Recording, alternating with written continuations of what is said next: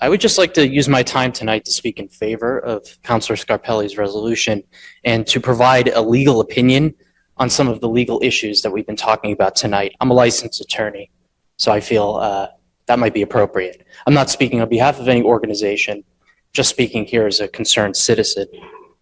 So I've reviewed the materials here. I've reviewed Councilor Scarpelli's letter, the resolution, the law at issue, the rules at issue.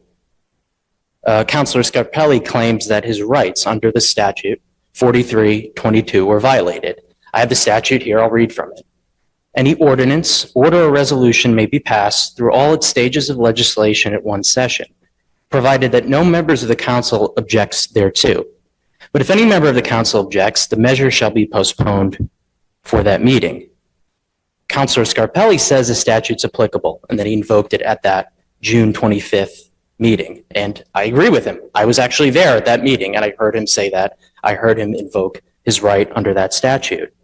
Now, 5 financial papers were presented at that evening and passed through all stages of their legislation, as the statute says, at one session over Councilor Scarpelli's clear objection and invocation of 4322. Therefore, a vote on those papers, per the plain language of the statute here, should have been postponed for the next meeting.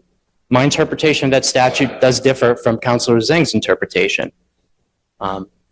I think suspension of the rules through 32 was improper. State statutes do supersede all local rules of this council and any council in Massachusetts. And the council's own rules recognize this.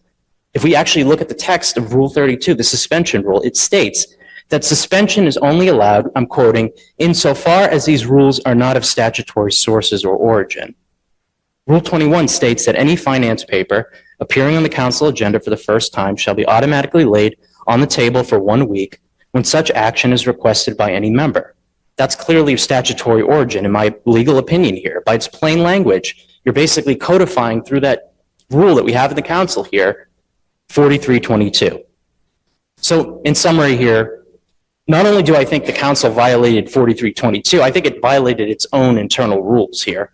And more politically speaking, I would say our city really should be promoting financial transparency. So I really do believe a vote in favor here.